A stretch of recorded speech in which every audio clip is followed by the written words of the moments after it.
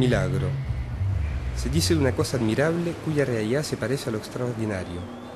La imagen del milagro chileno se impuso para designar una prudente transición a la democracia y las maravillas de un modelo neoliberal de las cuales la dictadura de Pinochet fue el laboratorio. Habiéndosele pedido que se fuera del Palacio Presidencial en 1990, el general Pinochet no se puso, sin embargo, el traje de los dictadores derrocados.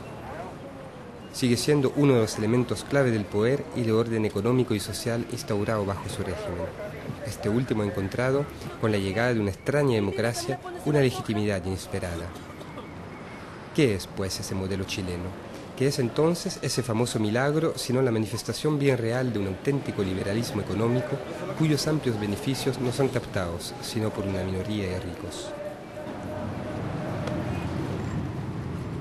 La Concertación, coalición gubernamental constituida por demócratas cristianos, socialistas y transfugas del PS, la Concertación puede, desde hace 8 años, machacar su discurso de crecimiento económico con equidad. Chile sigue siendo, según el Banco Mundial, uno de los países del mundo donde la redistribución de la riqueza es la más desastrosa. A pesar de la alta tasa de crecimiento, frente a la cual no es posible sino quedarse estupefacto de admiración, las desigualdades no han cesado de profundizarse. La pobreza no retrocede más. Un chileno de cada 4, según las cifras oficiales, vive entre la pobreza y la indigencia, y el acceso a los derechos básicos, tales como la educación y la salud, obedecen a una poderosa lógica discriminatoria. Pero poco importa, porque a través de un delirio semántico se transmite la imagen de un Chile tigre, de un Chile jaguar o puma, y a veces incluso de un Chile suiza de América Latina. Y más allá de esas fórmulas edificantes, que gustan servirnos los cronistas de esta época, se construye y se fija en los espíritus el gran relato mítico de un Chile modelo, de un Chile nuevo.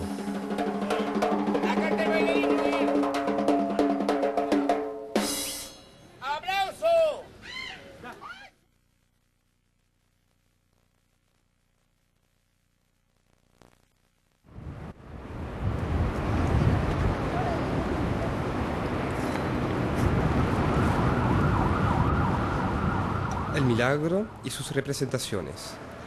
Selección de imágenes, tales como las entrega el marketing oficial a los inversores extranjeros y a otros atareados observadores. Los chilenos, convocados a través de un nacionalismo que exalta los resultados de su economía, están en su conjunto seducidos por la tesis de un Chile que es citado como un ejemplo, de un Chile campeón económico de América Latina. El sentimiento de éxito del modelo, que está presente en todas las capas sociales, llega en ciertos medios al límite del triunfalismo beato.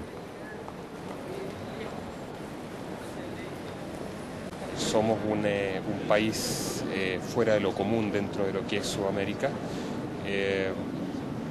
Ya llevamos aproximadamente 20 años de desarrollo notorio con respecto a nuestros países vecinos, que son Argentina, México y Brasil, como son grandes potencias dentro de Sudamérica, y tenemos lógicamente una diferencia notoria en lo que es el desarrollo económico, en lo que es la modernidad que hoy día está teniendo Chile. Entonces, en una palabra, unas palabras, ¿cómo podría definir, calificar el modelo económico chileno? De absoluto éxito. Y que fundamentalmente existe un desarrollo positivo en todo índole de cosas, en la educación, en lo laboral y en lo social.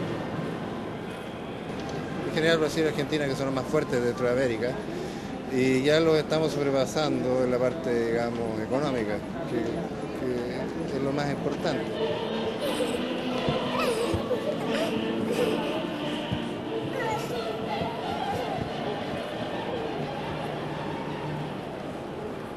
El país lo veo bien.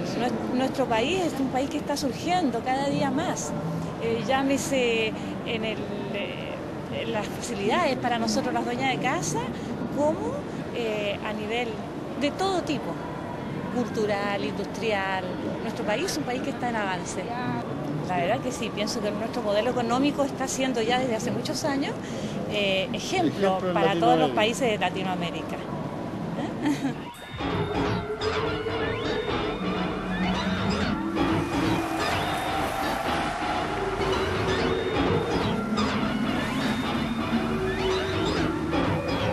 Sí. ¿Solamente plata personales o corporate finance también? Según los criterios en vigencia, Andrés Navarro encarna este éxito. Próximo de la democracia cristiana, este conocido empresario es considerado como uno de los más lúcidos y moderados en el mundo de los negocios.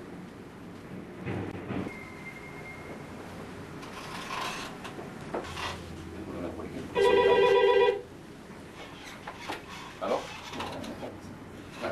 Yo le voy a pedir a él que sea todo cayó, Japón, Hong Kong también cayó.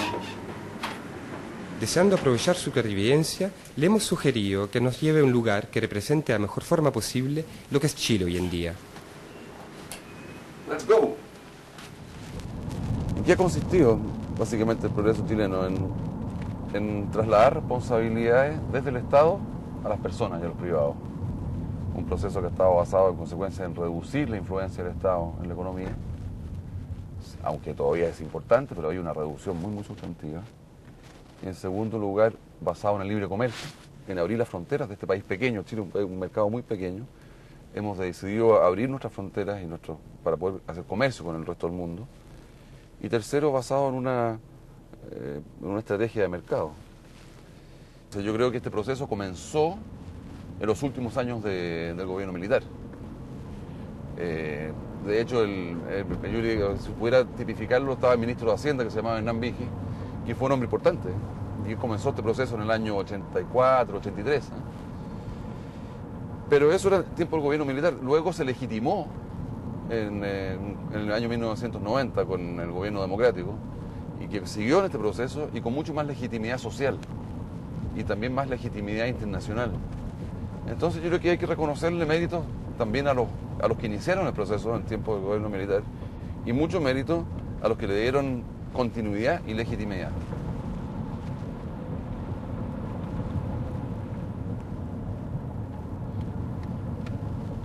Oye, llegamos rapidísimo al Hyatt. Que no había tanto tráfico. Aquí llegamos entonces en un lugar que, según usted, podría simbolizar ese nuevo Chile. Parte, pues este es un Hyatt, que es un hotel internacional, que entre paréntesis es muy lindo, ¿eh? Y sí, es parte de este nuevo periodo. Y tienen aquí al lado, hay dos malls, que son estos. Uno se llama Parque Arauco, ¿cómo se llama? ¿Tú Las Condes?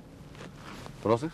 Sí, eso también son los... Yo creo que son como símbolos de esta modernidad americana, norteamericana. Los malls.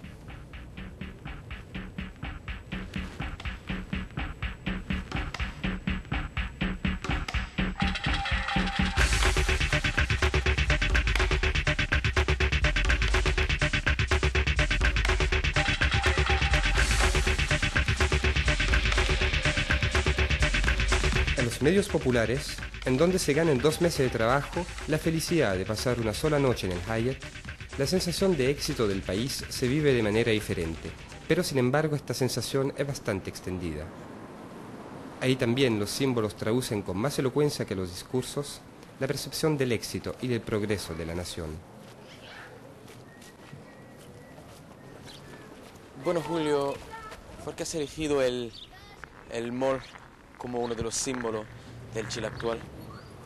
La verdad es que lo elegí porque, bueno, primero que todo, esto el Chile en sí que estamos viviendo, o sea, de hecho, el consumismo ya abarcó todos los límites.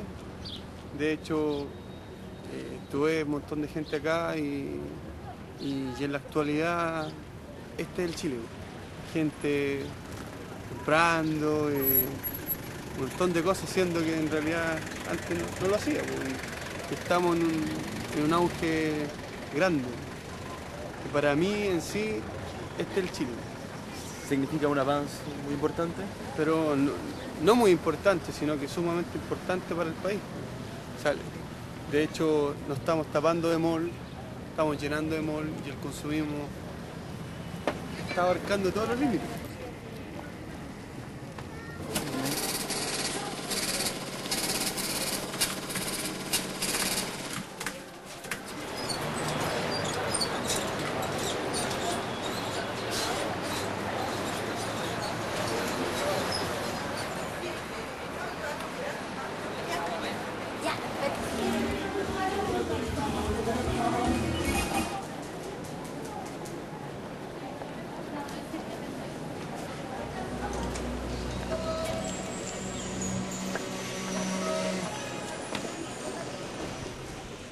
vienes a menudo por aquí?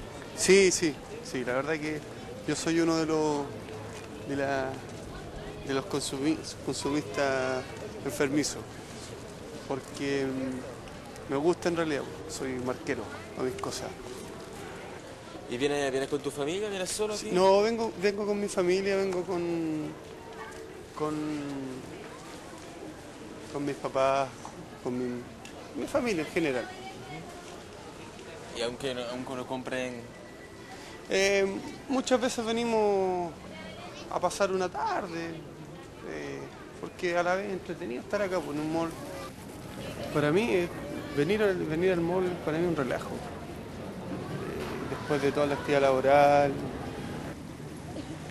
en realidad vengo y ya estoy pero copado, está al límite ya con mis tarjetas. ¿Estás endeudado? ¿Tiene mucho? Yo pienso como el 90% de los chilenos, endeudados. Endeudados por el sistema del país también.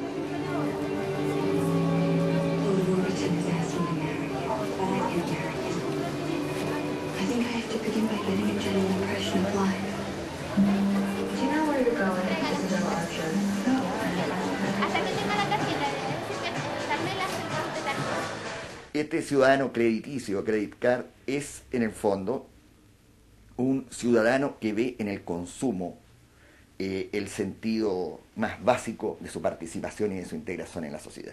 Y deja de verla en el espacio de la política, en el espacio de lo público que tiene que ver con la polis, y lo ve entonces en ese público que es el mundo de los objetos. El shopping es eso, el shopping es un museo del Prado o del Louvre, en el sentido que dispone los objetos de un modo en que los objetos atrapen al ciudadano, ¿no? Y el ciudadano ame esos objetos y quiera realizar el deseo de esos objetos, y para eso está la estructura crediticia que facilita la posibilidad de realizar ese deseo, ¿no?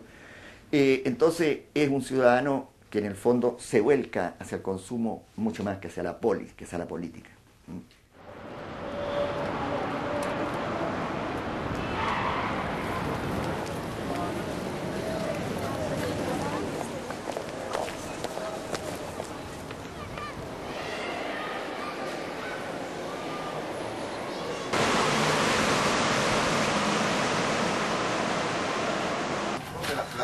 Una batalla campal.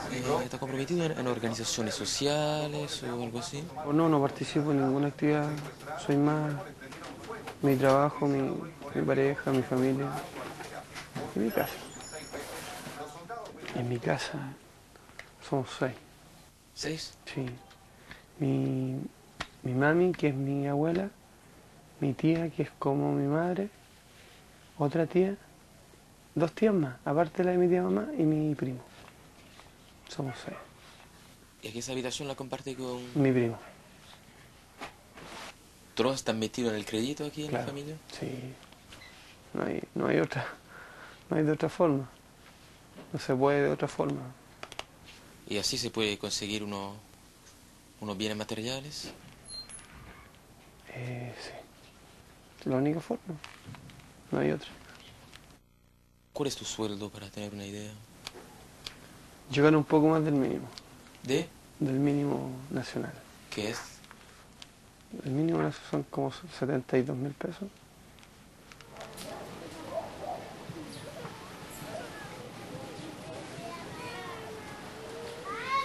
Fíjate, yo pierdo mi trabajo y yo pienso que no tendría tiempo para lamentarme, porque tendría que buscar al tiro de trabajo. Nadie está seguro en ningún trabajo, nadie. Y no suele ser así.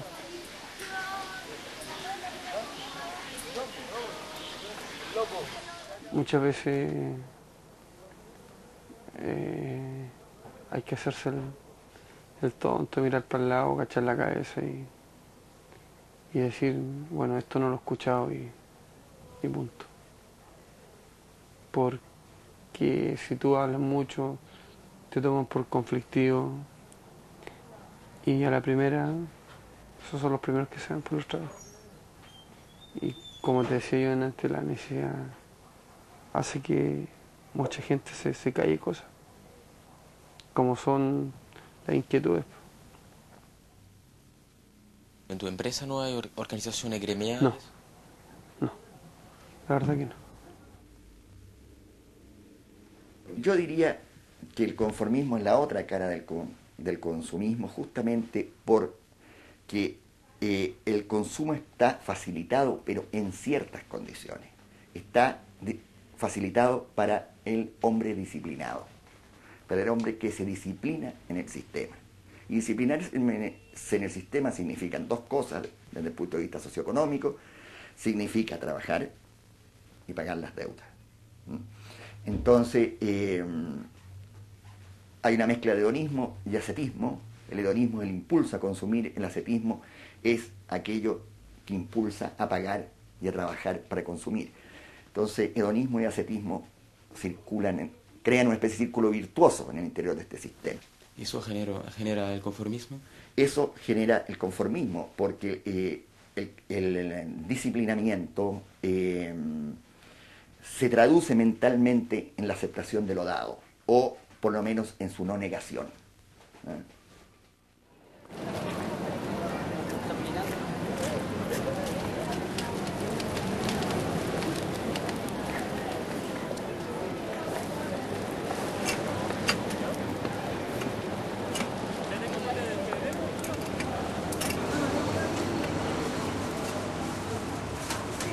¿Se me puede decir para qué sirve esta tarjeta? Esta tarjeta es para comprar medicamentos a crédito.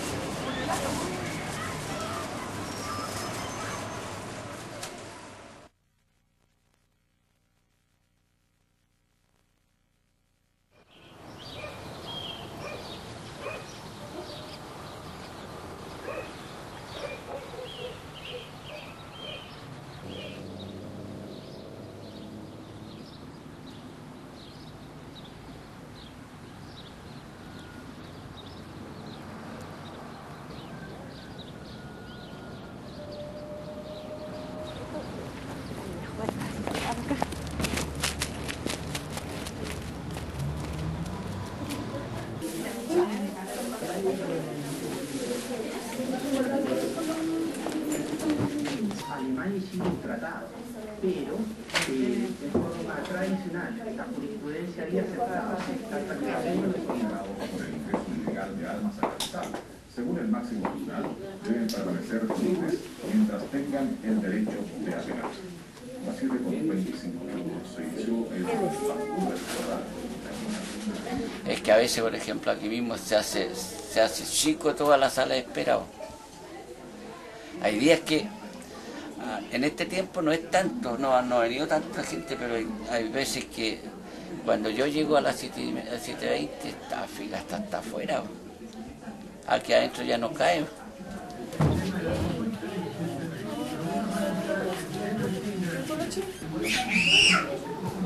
Se deniega la operación exigiendo el ya citado cheque garantía. Así llega finalmente al Félix Bulnes con peritonitis. Es operado. Sin embargo, en un par de días, Nicolás murió.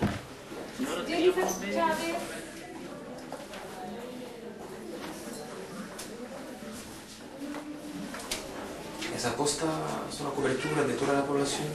Claro, supuestamente esta posta tiene que atender como 16.000 personas. ¿Cuántos son los médicos? 2 médicos. 16.000 personas. Claro, es absurdo, absoluto.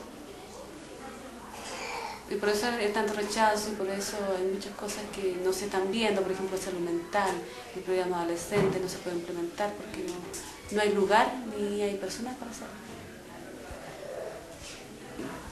Es una confusión terrible que está sucediendo ahora. Y el déficit de médicos en atención primaria es increíble. ¿Y la calidad de la atención aquí solo se está bajando? Por supuesto. Por supuesto. Si nosotros los médicos tuvimos que hacer paro hace 3 semanas atrás, los médicos de Chihuayante porque no teníamos medicamentos para atender. ¿Está amenazada la atención primaria aquí en Chile? ¿Y la salud pública? En la salud pública hoy en día sí. De hecho, no sé si ustedes se enteraron que en Santiago falleció un chiquito de 2 años porque no fue atendido porque no tenía un cheque para dejar en garantía para ser operado. José Rojas.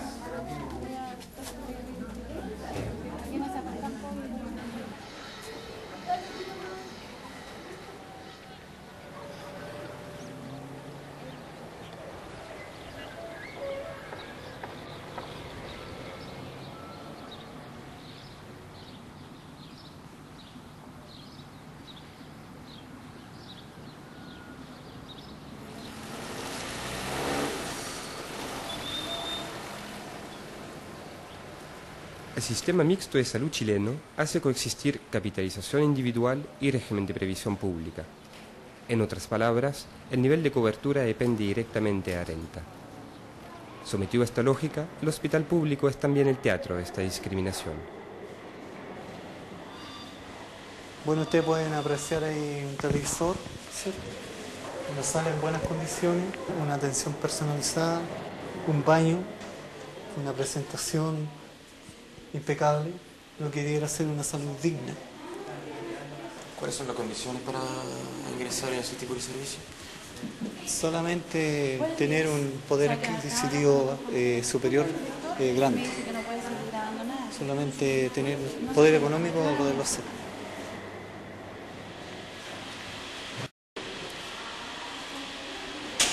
Ahora vamos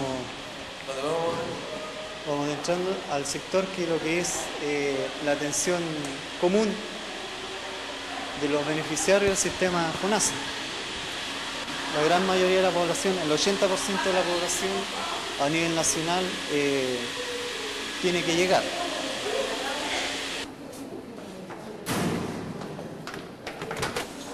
Esta es una sala común del servicio de medicina con 13 camas, que en este momento hay 2 agregados. Aquí los pacientes del sistema ingresan, son operados, se les hacen los exámenes y bueno, entran en las condiciones normales que tiene el servicio público a nivel nacional. Podemos ver también de que frente a las circunstancias se inventan o se crean alternativas. Ahí vemos una separación de un enfermo que está grave, que tiene un problema hematológico. Cómo se hace la separación del resto de los pacientes para lo que debiera ser lo que dice la Organización Mundial de la Salud, de por lo menos tener un asistente paramédico para 3 pacientes. ¿Y aquí? Miren, aquí es más o menos 1 para 25 pacientes. Así que se cuenta con la ayuda, digamos, de las organizaciones de tipo de caridad que existen en el medio social para que vengan a suplir estas deficiencias.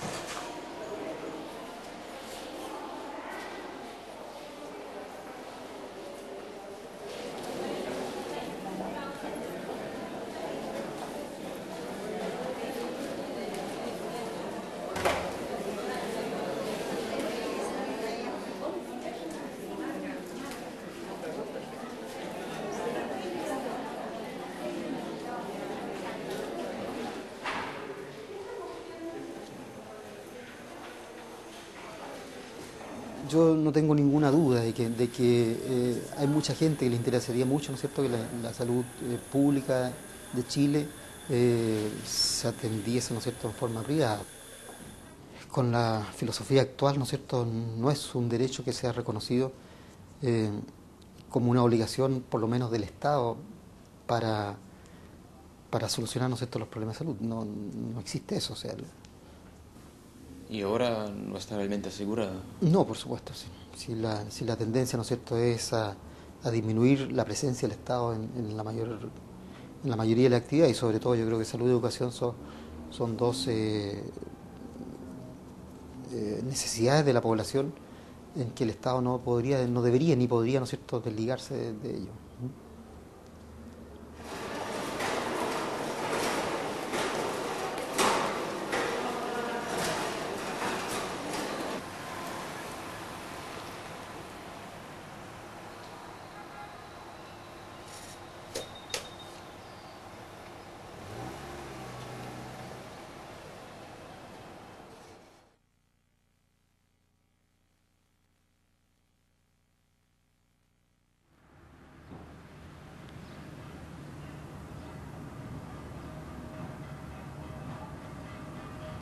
Rentabilidad, o ley suprema que preside todos los destinos en este santo mercado. Para ser rentable como se debe, el chileno está entre los que más trabajan en el mundo, según la Oficina Internacional del Trabajo. Para ser rentable como se debe, el país sufre un pillaje en regla de sus recursos naturales. Entre los primeros se encuentran los bosques.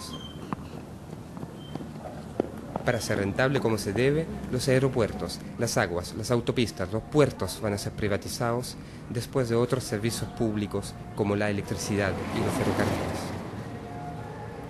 Porque no eran rentables como se debe, las minas de carbón de Lota fueron cerradas en 1997 por decisión del gobierno. Un silencio repentino cayó sobre una región exclusivamente dependiente del mineral.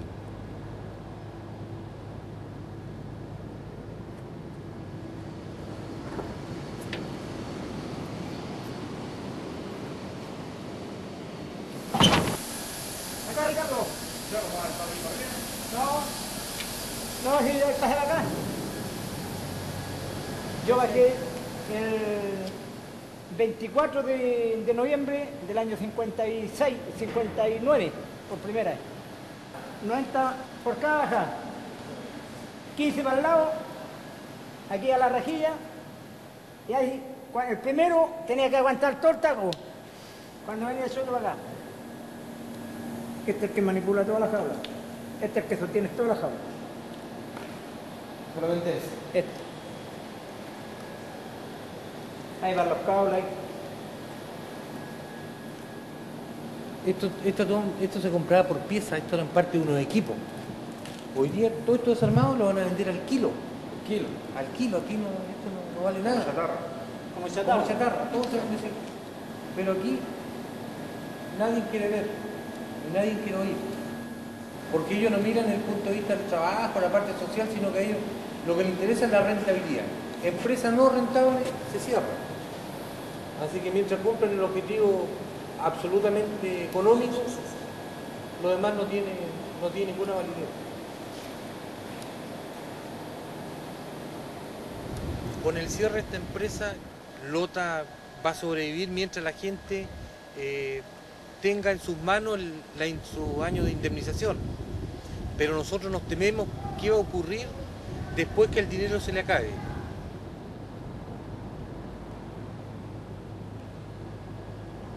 El cierre brutal levantó una ola de cólera que los sindicatos de mineros, todos próximos del poder o el Partido Comunista, calmaron, antes de ahogarla cuando negociaron el precio de la miseria a un nivel que según ellos era aceptable.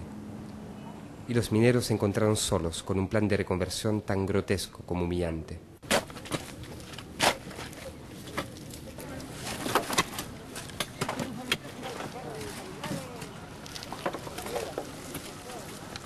Lo iban a la famosa R, que lo iban a reincorporar a trabajar a toda la gente de las minas.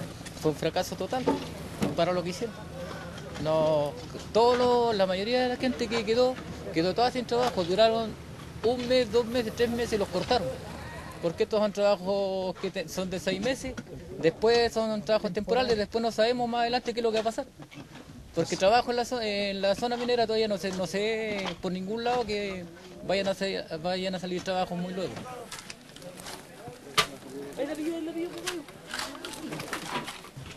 ¿Fueron capacitaron algo después del cierre? En cuanto a soldadura, 220 horas fueron de capacitación que nos hicieron. No mucho. Pero dentro había teoría, no fue poco. Casi nada. Y estamos compitiendo con gente que lleva 2 años de preparación. Y casi toda era gente ya experta en ese trabajo y nosotros veníamos recién aprendiendo, saliendo de las minas para aprender un trabajo nuevo con 50 horas. En ninguna parte lo van a contratarlo. No sirvió para nada. O si lo reinsertaban, era con un miserable sueldo. ¿Sueldo de hambre? Sí. No, pues eso es una miseria, ¿no? Pues.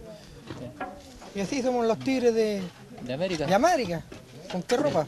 Sí. Con los jaguares. Nada que ver con los jaguares. Nada que ver, no alcanzamos ni para cachorros, ni para gatos.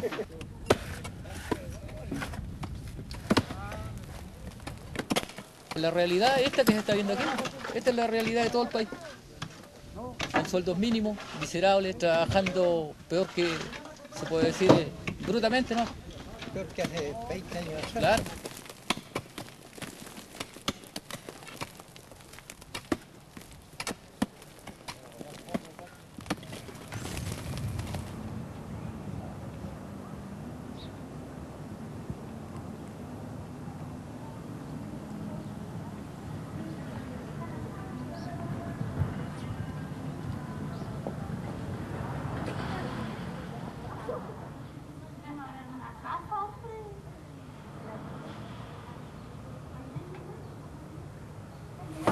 ahí.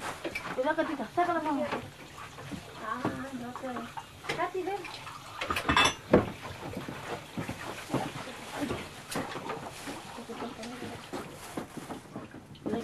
No, ¿esto va a ir? Sí, ya, esto nomás, aquí está.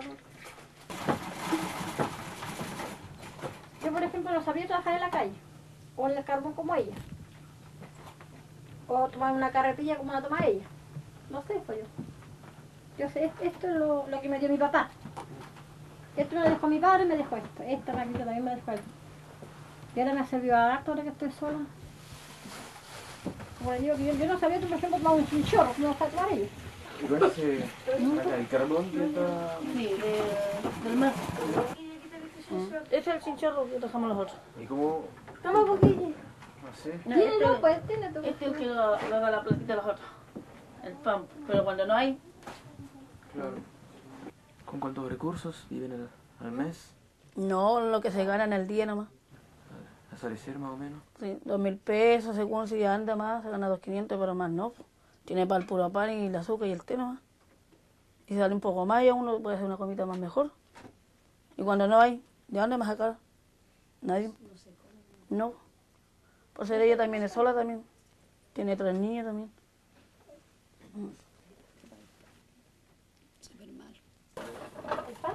Ahí te va a poner arriba, mira.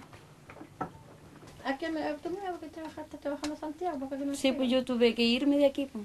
Tuve que irme para Santiago a trabajar en una fábrica, dejar a mi hijo aquí con mi esposo, irme a trabajar allá. Allá el que tiene come, el que trabaja come, el que no se jode nomás, no come nomás. Yo ha habido días que yo he pasado una semana sin comer. Si no tengo, nadie allá le da.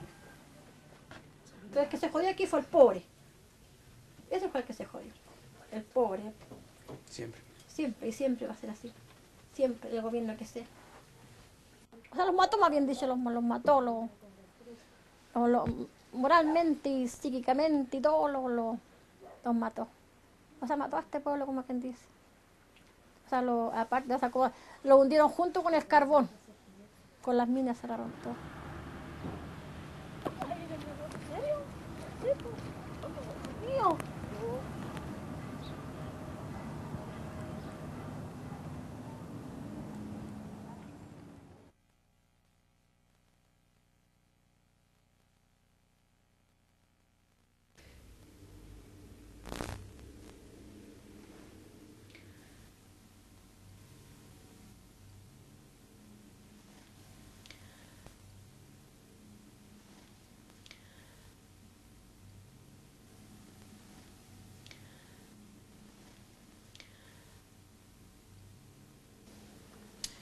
Bueno, si está acabada la transición chilena.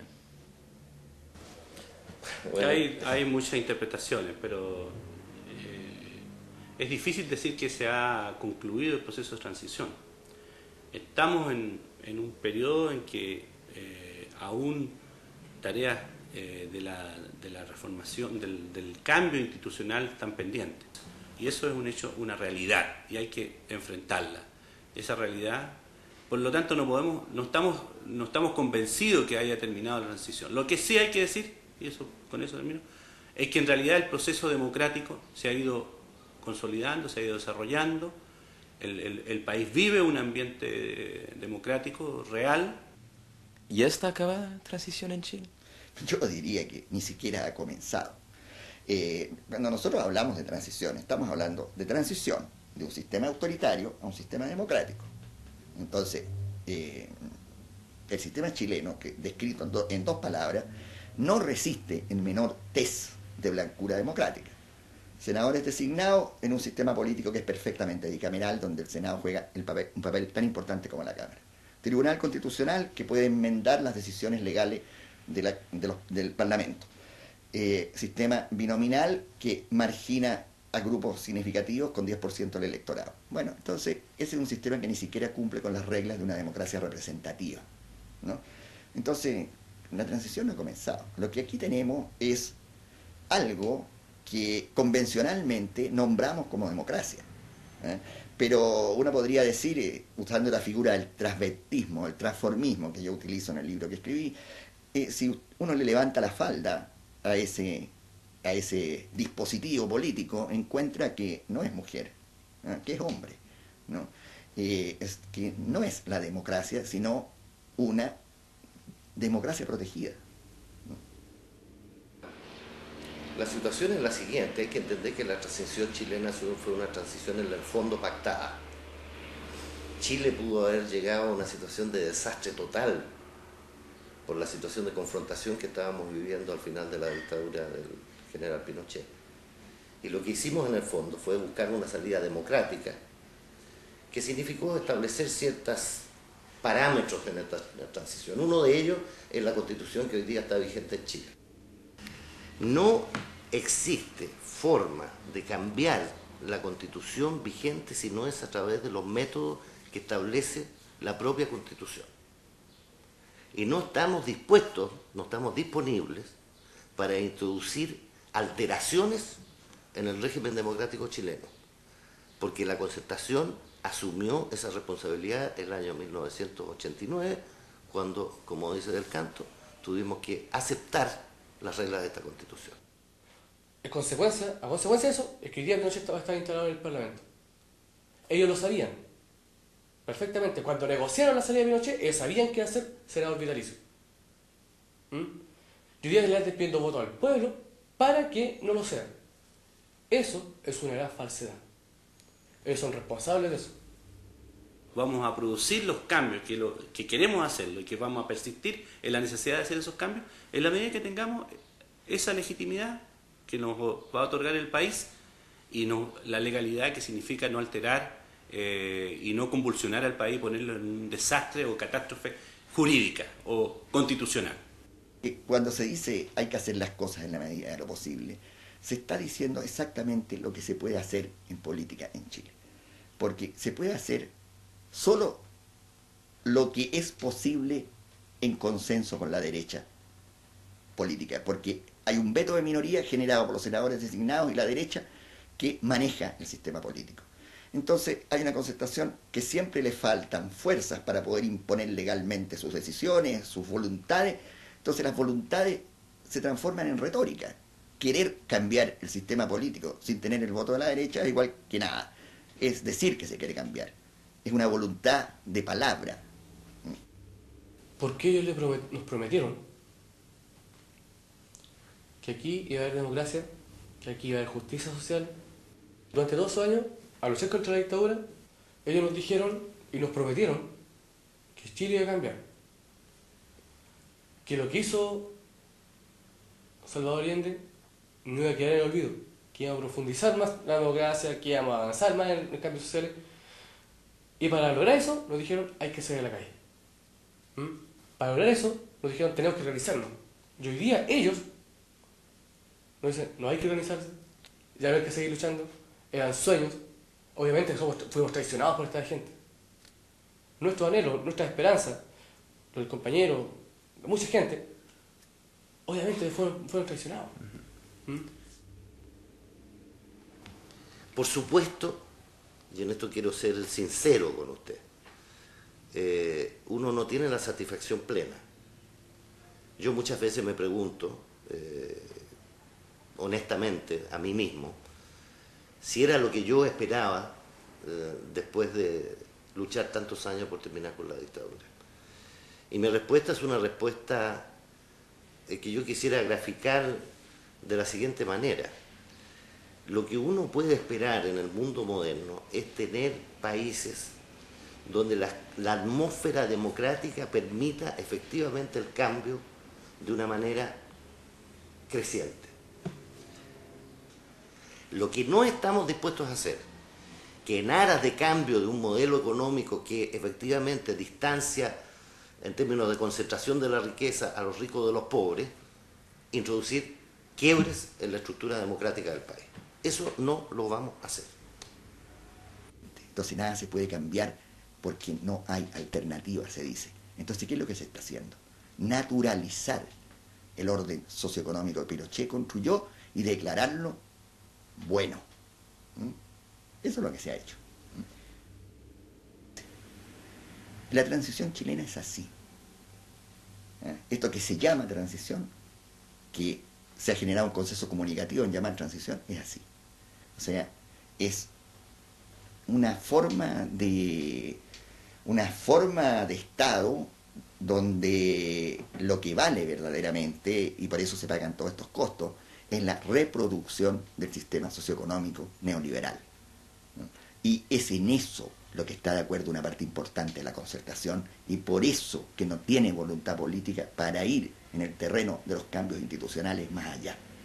Porque es una concertación que en el fondo ya está de acuerdo con el modelo neoliberal y ve que todos estos dispositivos son necesarios para su sobrevivencia. Entonces generan un discurso de la boca para afuera, pero algunos de ellos están bastante alegres que esto continúe siendo igual porque da muchas garantías y mucha certidumbre. Aquí hay un cambio radical. O sea, cuando usted pone el centro del desarrollo para mejorar las condiciones de vida de la gente, para hacer más justo el país socialmente, usted no está haciendo el modelo neoliberal, exactamente. El modelo neoliberal no se hace en democracia. No se hizo en democracia en Chile, se hizo en dictadura. Si la diferencia entre el modelo que aplicó el régimen militar y el modelo que hoy día se aplica, alguien puede decir que es exactamente lo mismo. Está en otro país, está fuera de Chile. No es Chile, eso es lo que está hablando. No está hablando de Chile, está hablando de otro país que yo no conozco. Un responsable de la concertación nos dijo que negar el cambio de modelo económico o los cambios radicales ocurridos estos últimos años es hablar de otro país. Claro, lo que pasa es que aquí hay dos países. Un país que ha visto los cambios, ha disfrutado los cambios sociales, y el otro país que menciona él, digamos, el país marginado. Nosotros somos parte de ese país, digamos, y que es el país grande de Chile, son los campesinos, los mineros. Los mineros se están muriendo, digamos, porque no tienen fuente de trabajo, están muriendo de hambre las personas. Son los indígenas. Ese es el otro país que puede opinar eso, digamos.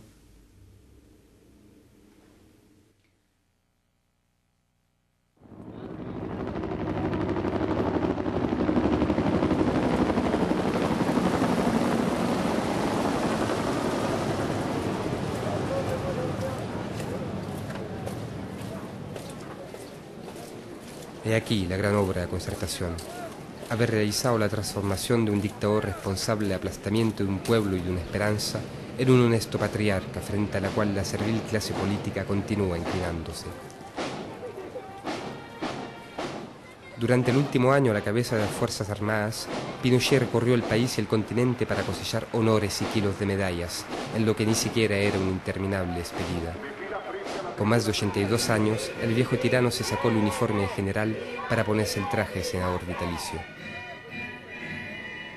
En Santiago y en todo Chile, el 11 de septiembre no ha dejado de cristalizar la rabia y el dolor de aquellos que no olvidan.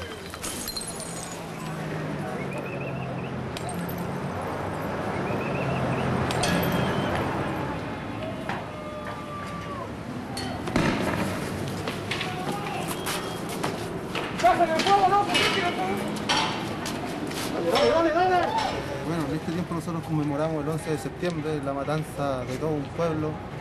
No olvidamos y no perdonamos. Así que por eso nosotros los estudiantes hoy día nos ponemos las pilas por esto y estamos aquí luchando. Somos estudiantes y no delincuentes. Eso.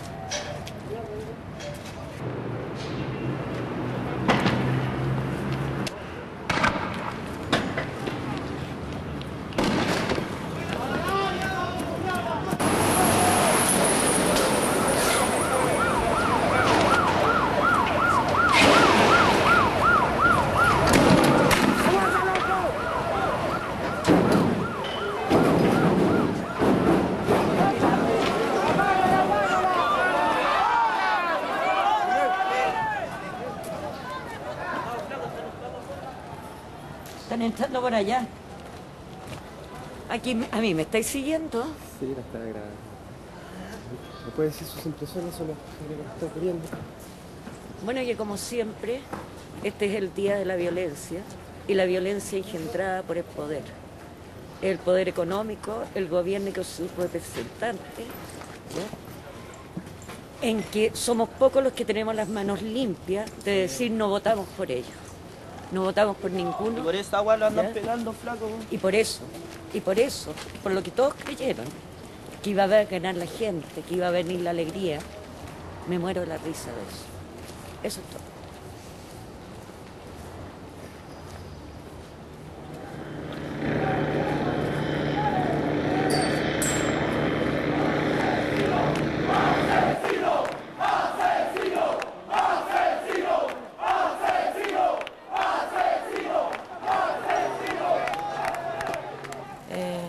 Hay que superar ciertos miedos para enfrentarse a ellos.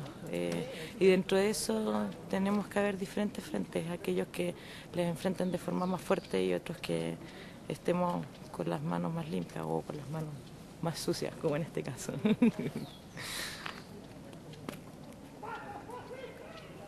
Todas las armas de lucha son válidas, desde las más fuertes hasta las más débiles.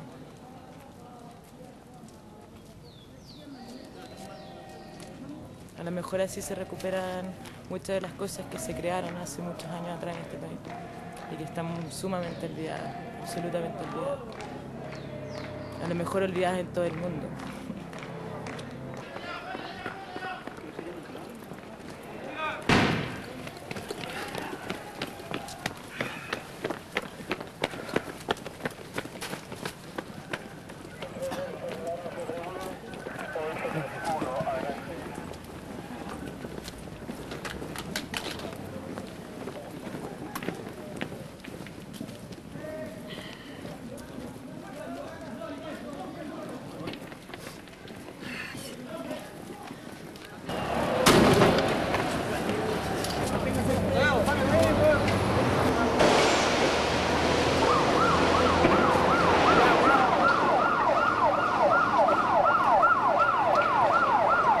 El Cuerpo Carabinero ha actuado con extraordinaria diligencia y con gran prudencia.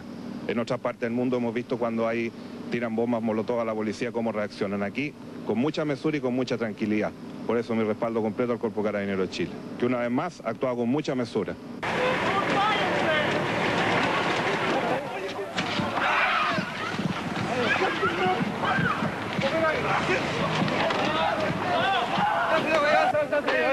Avanza. Ahí, termina. Y sin duda uno puede ver en la televisión habitualmente lo que hacen los carabineros en las calles con la gente para reprimirla. Son violaciones a los derechos de las personas. Es frecuente que las personas no hayan agredido primero, sino que sean los carabineros quienes con su presencia provocadora generan situaciones que terminan en agresiones hacia los manifestantes. Pero específicamente en las cárceles se da la tortura frecuentemente, tanto para personas que no son delincuentes comunes como para los delincuentes comunes, o sea, eso es habitual. Yo diría que en este momento, aparte de la tortura, que es un mal mundial por lo demás, ¿no? Desde la perspectiva amnistiana, digamos, la violación a derechos más frecuente en Chile es el problema de la impunidad, que es una violación en sí, en el fondo.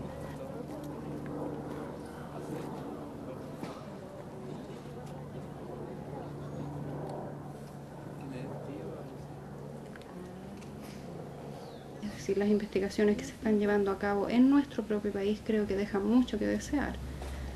Hay una gran cantidad de procesos que han sido detenidos por la misma ley de amnistía que Pinochet dejó establecida antes de partir.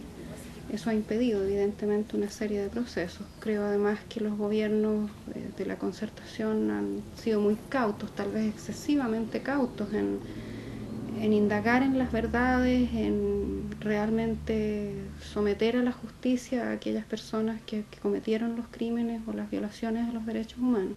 ¿Qué proporción de responsables fueron perseguidos y condenados hasta ahora? Bajísima, yo diría que honestamente no creo que lleguemos más allá del 10% de las personas que participaron en las violaciones a los derechos humanos. La cantidad de personas en este país que fueron detenidas, torturadas, desaparecidas, fue enorme y Los culpables de eso no están en las cárceles ni están en la justicia.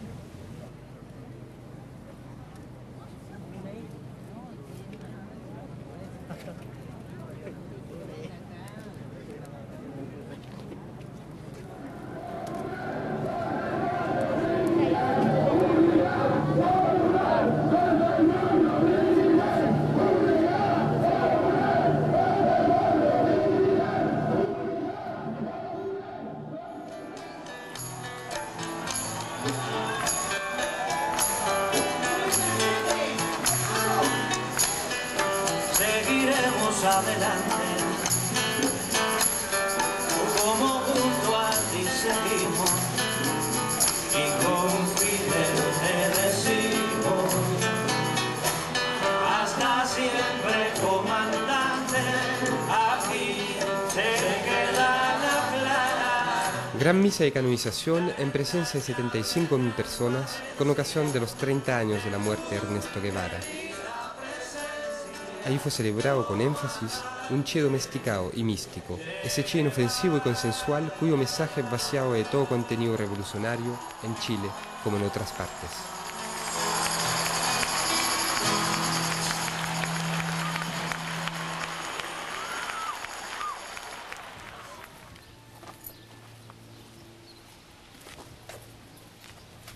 Che Guevara disparó más tiros, liquidó más enemigos que todos los presos políticos que están recluidos en la cárcel de alta seguridad. Y yo pregunto, ¿quién se atrevería a decir que el Che Guevara fue un terrorista? Entonces las cosas tienen que decirse por su nombre. Los presos políticos aquí en Chile tampoco son terroristas. No han causado el terror en el pueblo. Si le causan terror a los millonarios, pero ¿cuál es el terror que tienen los millonarios? Perder los millones y que esos millones vuelvan a caer en los bolsillos del pueblo y sea traducido en pan, sea traducido en alimento, en vivienda, en educación, en salud. Si eso es terror, entonces legítimo sería ser terrorista.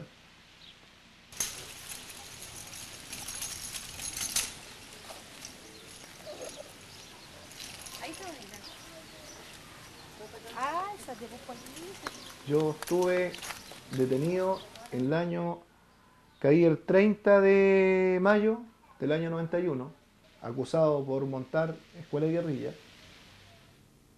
5 días seguidos nos tuvieron de pie, las 24 horas de los 5 días, 24 por 5, sin comer, sin dormir, sin poder sentarse, y con sesiones de interrogatorio intensivos. En total estuvimos 30 días incomunicados, y dentro de ellos con apremio ilegítimo, golpes, palizas, golpizas, aplicación de corriente, o sea, todo lo que se aplicó en época de la dictadura. Y a mi hijo, que es inválido, lo tienen detenido todo un día, durante 10 a 12 horas. Está dentro de un cuartel, sin atención médica, y un niño empástico que no tiene posibilidad ni de hablar, ni siquiera de comer, ni de mantenerse, ni de hacer nada. El objetivo era arrancar confesiones, a mí y a la madre. A mí me tenían colgado en un árbol y a él lo tenían ahí llorando. Por eso que mucha gente que ha sido parte, víctima, aseveramos y seguimos diciendo que en democracia se tortura. Pero tú caminas, no te tengo que coger aquí. No te va a estar llevando yo ahí a la rastre. Yo estuve encarcelado 2 años. Finalmente fuimos procesados, nuestra condena salió 5 años y 1 día, y el resto lo estamos pagando con libertad vigilada, que se llama. La verdad es que el precio que han pagado siempre los pobres, que se han tratado de rebelar contra los ricos. Bueno, yo tengo un hijo que está preso en la cárcel de alta seguridad. La verdad que él es parte de esta lucha. La mamá de él también comparte esta pelea. La verdad que el no ser parte de esta lucha significa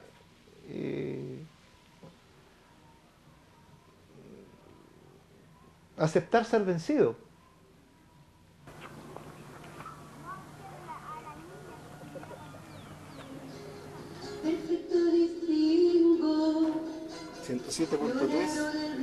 Radio Peñalolén Alto. Estamos haciendo el nuevo intento. En este nuevo día que después de una lluvia que nos perjudicó un poco, pero igual, estamos alegres por el reencuentro con la música, el reencuentro con nuestros compañeros, compañeras y amigos de la población. Un temita de Violeta Parra, mientras nos acomodamos un poco.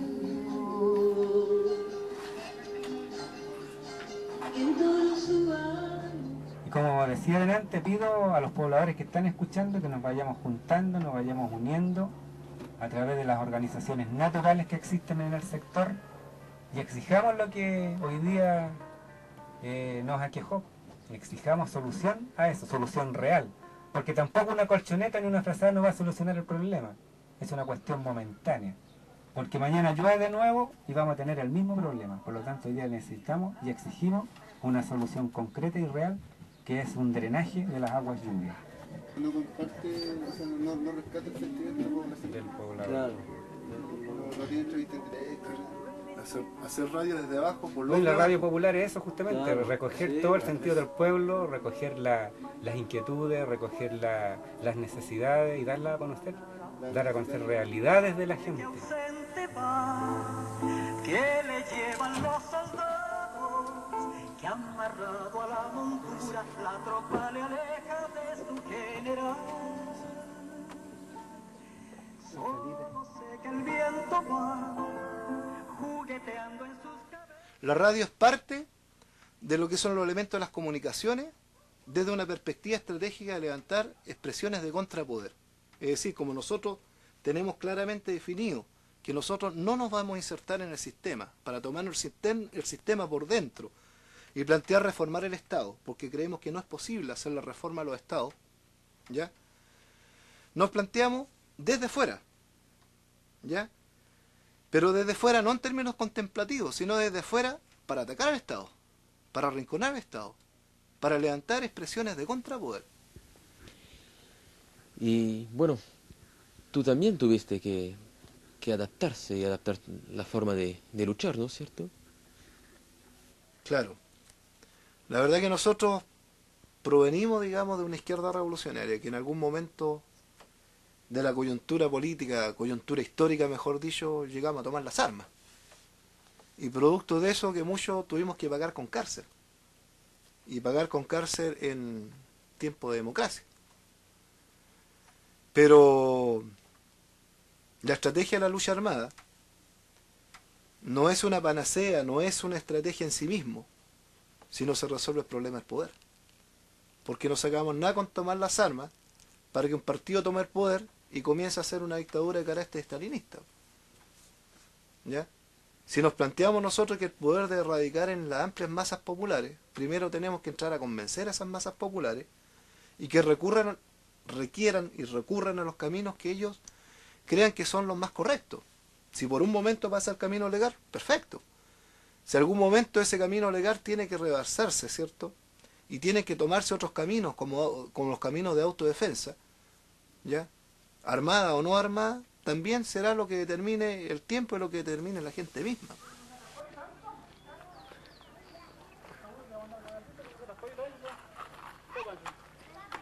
O te sometes o luchas. En el caso mío, yo no tengo más alternativas que luchar, porque para mí no existe la neutralidad. Porque el dejar de luchar, ¿qué significa? Que yo me vaya para la casa. No saco nada con quedarme en mi casa a ver televisión, si no voy a tener nunca acceso a la educación, acceso a la salud, acceso al trabajo, acceso a la previsión, acceso a una vivienda. ¿Por qué solamente se respeta al gran señor que tiene dinero, a la gran dama que tiene dinero? ¿Por qué mi mamá y mi hermana no es respetada? Entonces, obviamente que esa rebeldía, o sea, es inherente del ser humano. El ser humano tiene facultades tiene esa esencia que es la lucha por la libertad.